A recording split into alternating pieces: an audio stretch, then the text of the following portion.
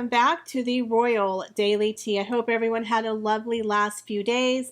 I took some much needed R&R and I have to say it was absolutely lovely. Laid in bed in my pajamas, watched TV and did not do anything productive, which is a rarity for someone like me who is constantly doing something. Sometimes, y'all, we just need a day to ourselves. But we have a lot of juicy royalty to cover, so sit back and relax, grab yourself a beverage, and let's get into the Royal Daily Tea. So we know that Prince Harry's memoir is coming out on January 10th of 2023, and there's been a lot of controversy and a lot of questions in regards to, did Harry panic? Did he remove things? Did he add things? Is this going to be a slam fest against the royals? What is going on exactly with his memoir? You know, there's just a lot of questions. Even members of the royal family, they have no idea what is going to be in this book because Harry has refused to give them the courtesy of an advance copy of his upcoming memoir. Now, it is said that Harry is very proud of the book. He stands by the book. He even chose the title of the book, and that it is about him. It's his story. It is his truth, that he doesn't want to sugarcoat anything. It's going to be very raw and unflinching and basically very truthful according to Harry. Now, according to their unofficial mouthpiece, Omid Scoobie, he's saying that Harry is prepared for a huge fallout with the family. That is a risk he is willing to take because he is tired of trying to make everyone else happy, that he just wants to focus on his own happiness. In my opinion, you've been doing that your entire life, son, making yourself happy, but that's just my opinion. So they're saying that his memoir is going to touch on a number of very sensitive topics, including the falling in love with a woman his family doesn't like or accept. Again, this is going to be a major dig at the royal family, possibly bringing in some racist undertones. So if you remember, Prince Philip famously had told Harry, we don't marry the actresses, we don't marry the showgirls, we date them, we don't marry them. And Prince William was very much hesitant on Meghan. They didn't know Meghan very well. She was a divorced American actress. They didn't spend all that much time together in the first half of the relationship because they were living in different countries. They had never met her family. And William simply told him, hey, slow your roll, bro. Get to know her. But if you remember from the book Courtiers and Tom Bower, Meghan was on a warpath. She was on an agenda. Okay, she was a woman of a certain age, wanted to bag herself that rich British husband. And 5 months into the relationship, she threatened Harry and said, if you don't come out and publicly claim me as your woman, as your girlfriend, I'm out of here. And he had a meltdown. Remember that? Oh, she's going to leave me. He was so scared because she was Diana 2.0. He was so obsessed with believing that she was so much like his mom, and he was afraid of losing her. So she did that whole thing where he had to come out and make that public announcement about security and her being harassed. But she just wanted it because she wanted clout. She wanted the paparazzi to follow her because they weren't following her at that point. Nobody knew who she was. Again, Meghan at that time was a C-level actress running the Teague, and she couldn't publicly come out and say, here's my boyfriend. So she had to come out with a creative way to get the press, and what better way than to have Prince Harry announce to the world, this is my woman, but leave her alone. Don't chase her. Don't take a photo, but she's my woman. So, of course, what are people going to do? Now they're going to start paying attention to her. And then she gets on the cover of Vanity Fair, but none of that happened on her own accord. But she needed to push the envelope, okay? But his family recognized that Meghan was not royal family material. She is a self-serving showgirl. She is an actress who wants fame and fortune. That is the exact opposite of someone who marries into an establishment like the royal family. The royal family is about serving others, selfless charity. Meghan is about serving herself. puts herself first. You know, her own self-interest, wants to be on the cover of magazines, wants to hear herself give speeches. So she's very much the person who seeks fame and fortune and the limelight, what is the exact opposite of what the royals do. Yes, they're famous. Yes, they are rich. Yes, they're in the limelight. But when they go out, it's to highlight others, to bring awareness to charities. It's not to bring awareness to them. Meghan wanted to serve herself. Everything about Meghan was about self-serving Meghan. So the royal family noticed that she's probably not a good fit. She's divorced. She's an American. She doesn't know the customs. She doesn't understand how royals work. And she's very much wanting to be in the limelight. Not a good fit for a royal family. You know, Harry's previous 2 girlfriends were like, I'm out. I can't handle this. It's too much pressure for me. During their engagement interview, he said, I was looking for a woman who was willing to take this on. He had failed in his last 2 attempts, and he found Meghan, who was a little too eager to take on, because she was like, oh yeah, I'm gonna be a duchess. Okay, so when are we gonna get married? What tiara? What church? Okay. Is Oprah gonna be there? George Clooney? You know, Julia Roberts, did she say yes? You know, she's all about the wedding and the fame and thinking about all the people she's bringing in and how she's going to network everything. And she's like, yeah, I got to serve people. Got it. Okay. But she never had any intention of being a working royal. We all know that now. But Harry in the beginning really believed that Meghan was this charitable person because she had that little resume that she created where she went to all those trips to Africa and pretended to care about the kids. But we all know she went there with a photographer and a makeup artist and, just to pose and pretend to care because it was a photo opportunity. It was a portfolio that she was trying to get into the UN, to get into politics. So she pretended to go on this charitable trip to Africa for the kids. She didn't care about the kids. It was a photo opportunity. That is how she convinced Harry, see, Harry, I'm charitable just like you, and I love Africa. I love Africa. So we getting married yet? You got the ring? I'm a size 7. Don't forget that. Get some Diana jewelry for me, some diamonds, okay? Make sure it's from Diana's collection. You know what I mean? So they kind of picked up on, we don't know her, she's divorced, we've never met her family, she's pushing you to make announcements about the relationship, maybe we need to slow this down. And then Harry gets all, butthurt about it because she's now in his ear. They don't like me because I'm half black. They're being mean to me. They don't like me because I'm a star like your mom, Diana. And they're awful people. So now Harry's feeling like, okay, I'm going to love this woman. My family doesn't like her, or better yet, my family has some red flags. But instead, he pushes the wedding forward anyway. And the Queen allowed him to get married. A lot of people don't understand. Harry had to get permission from the Queen to marry Meghan. The Queen gave him permission. Charles walked her down the aisle. The Queen also gave her a staff of people to help her within the royal family as a working royal. In my opinion, they overcompensated for Meghan, but Meghan didn't appreciate it. And no matter what they did, Meghan was going to find a problem where there wasn't a problem, and she wedged herself in between Harry and his family. So they're talking about how, he fell in love with a woman that his family didn't accept. He was grieving the loss of a parent, again with the death of his mom. Talking about his life as a military soldier in Afghanistan. And here's the best part, his insight, his self-examination, and the hard-won wisdom that he has developed. Oy. Again, we're still waiting for that wisdom to show up, Harry. So the main part of the book is talking about him coping with his grief, the tragic loss of his mother. But we all know he's going to talk about growing up as a royal. Again, he always talks about how the royals have a horrible life, that his father and brother, they're like caged animals in a zoo, they're trapped, and how he was able to escape. And then, of course, he's going to touch on the sibling rivalry.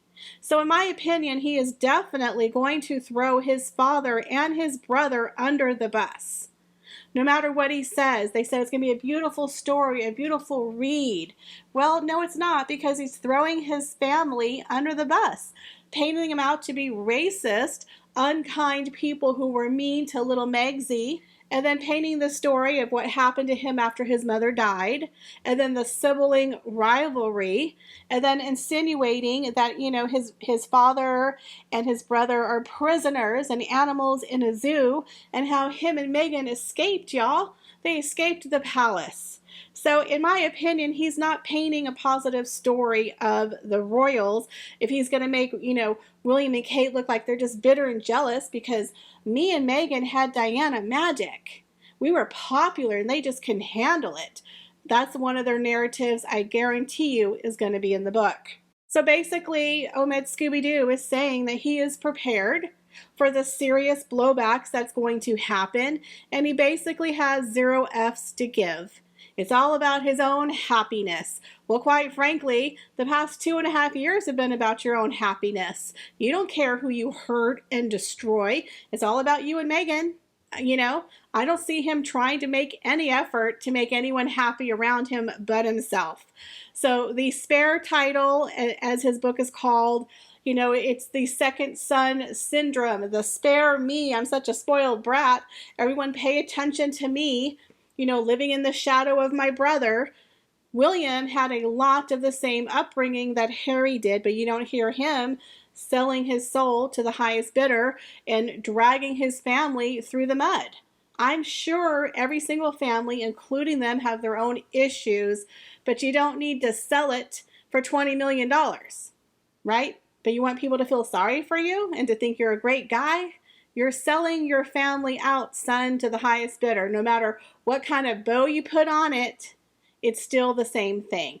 We all know that Penguin Random House made him sex up the book, meaning we want some salacious gossip in here, okay? So according to Omid Scoobie, Harry and his ghostwriter completed the book 5 months ago. It was around April when him and Meghan went to visit the Queen and Prince Charles at the time. That's when they had that famous row where he refused to let Charles and the Queen know what was put in the memoir. And supposedly Charles, he left the room. He was like, I'm out of here. You're not going to cooperate with me. I'm done. And then the Queen died in September, so he had to put more information in the book. But according to Omid Scoobie, he's fine. He's prepared to risk it all. He's no longer trying to make everyone happy. He didn't sugarcoat anything. There might have been a tiny bit of softening toward King Charles, but ultimately he's letting it ride. So I think this is going to be a gamble for Harry and Meghan. They wanted their year of visibility, which they've certainly had. They've been out and about quite a bit. And then their year of reconciliation, which is supposed to start in 2023. But now he has his book coming out in January and the docu-series from hell sometime in December. So it's going to be interesting what's going to happen. But again, I believe that Harry and Meghan do live in a world of self-delusion. And I don't think they understand the ramifications that could come from this book. So the fact that Harry is prepared to, let everything fly out in this book and he doesn't care, it's much like the Oprah Winfrey interview. I don't think anyone had realized the backlash that they would have received from that interview, including Harry and Meghan. But apparently they still have 0 F's to give because he's now coming out with the book.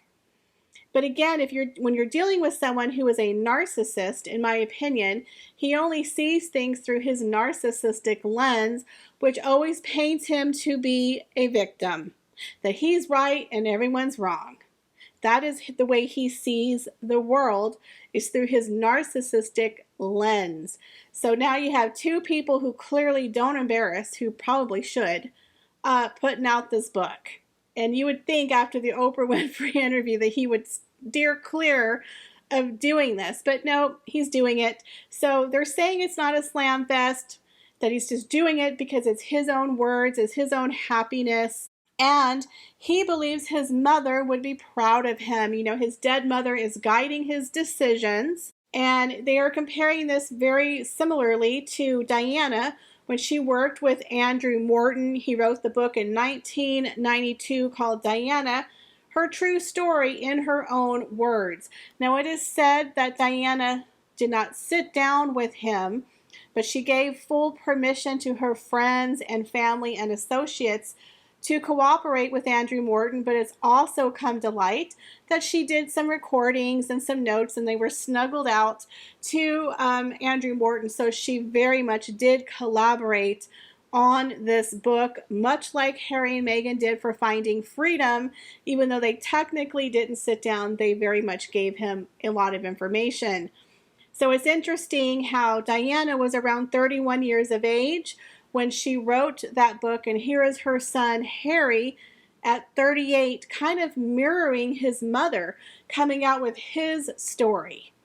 Except for this time, he flat out is saying, I wrote it with a ghostwriter. He's not hiding behind, you know, smoke and mirrors the way that Diana did with Andrew Morton. So it's just very interesting how mother and son are mirroring each other. You know, they're almost around the same age. Now he's coming out with his book, much like his mother did. And we all know that his dead mother, he says, you know, guides his life and speaks to him. So now he's copying her and following her in her footsteps by coming out with his story and his truth. So that is going to be very interesting for sure.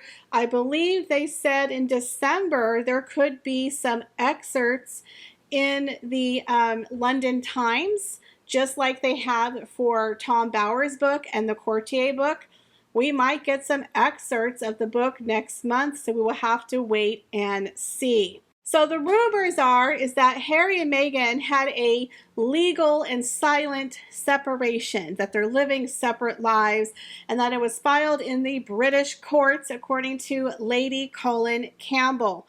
Well, I don't believe that is true. I know some people have come on here and said rich people do this for legalities, for taxes, that they will start separating their assets, that they do it for tax purposes. You know, we have Harry, who is a citizen of the UK. We have Meghan, who is a citizen of the United States. Remember, she couldn't pass the citizenship for the UK.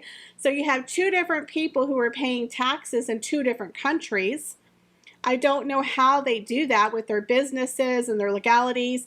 Remember, they had those 13 bank accounts that they filed in Delaware and Nevada, all of those things for their tax buckets. So there could be a way that they're separating their legal assets for tax purposes, but there's no way they're actually divorcing or separating at this point, in my opinion. Now, we all remember Meghan is not going to be silenced, y'all. She's not agreeing to a silent separation and living separate lives in their big mansion. Meghan is not letting go of that money gravy train by the name of Prince Harry anytime soon. She's going to squeeze the life out of that man and every cent she can get. She has nothing that is not tied to Harry and the royal family. Everything is associated with her clout and her title with the royals. Now, we do know that 2023, they have a lot going on. They have 4 lawsuits, guys. 4 lawsuits. 2 with the Home Office, 1 with the Associated Newspapers for the story that they wrote a long time ago where Harry was trying to keep it secret that he was suing the Home Office. And then we have the defamation lawsuit with Samantha Markle. That's a lot of money in legal fees. On top of that, quite a few of their deals are ending in 2023. We have Meghan's podcast, which I've heard a rumor is not being renewed for a second season. We have their docuseries, which is coming out either in December or January of next year. We have Harry's book from Penguin Random House, and The Heart of Invictus, which is supposed to come out sometime in 2023. Then we have King Charles's coronation in May. So in my opinion, if they are going to separate and divorce, it is not going to be in 2023. I think they're stuck. I think they are financially stuck and obligated with all of their deals through 2023. I could see them separating possibly 2004, 2025, but I don't think they're separating their assets because again, I can't see Meghan agreeing to that. But we do know they have separated their work and their projects. They announced last year they would be separating the podcast. Meghan is now on her public speaking path where she's doing all of her speeches for, the women's outreach, that type of thing. So Meghan is definitely trying to set herself up as a public speaker, as a feminist, possibly going into politics, and she has her Spotify podcast. Then we have Harry with his book, The Heart of Invictus, and his job at Better Up. So they definitely have separated quite a few of their business deals. The only thing they have together right now, they have Archwell Foundation, but they have that docuseries. So after all of their obligations are up, there could be a legal separation for the couple, because right now they are so in bed with each other, they couldn't separate if they wanted to. Not to mention the legal battle of custody of those kids is going to be a nightmare. So are they separating? Is marriage in trouble? I don't know. Is he sleeping in a separate bedroom? Could be. Are they just separating their assets on paper for taxes? It could be, because they have separated their jobs, and their projects that they have together are now coming to an end. I have not heard of them signing any more lucrative deals, and quite frankly, I don't think they're going to get any more lucrative deals. I think they are a one-trick pony couple, and after the docuseries and the book and the podcast, I don't know what else they have to offer anybody. I really don't, except for another $5,000 speaking engagement. And let's talk about the speaking engagement. Isn't it like at the Marriott and no press can go there and it's $5,000 a table? Like, who is paying to hear this woman speak? Oh my God, we'll have to get into that in another video. But what do you guys think? Do you think that Harry is proud of his book and that he's willing to stand by it and give 0 Fs? And whatever way the wind blows is the way the wind blows? Or do you believe he actually tried to soften what was in his book? And as far as the separation of Harry and Meghan, do you think divorce and separation is on the horizon? Do you believe they separated for legal purposes, or do you believe they are getting ready for a divorce in the next year? Leave me your comments, guys, down below. As always, I appreciate each and every one of you. Thank you so much, guys, for going over and checking out my other YouTube channel. We're getting close to 400 subscribers. So if you guys would be so kind to check out my other YouTube channel, Royal Daily Tea, History, and Fashion. We're going to have a lot of fun over there. I would greatly appreciate it. As always, thank you for stopping by the channel, and I will see you in the next video. Bye, guys.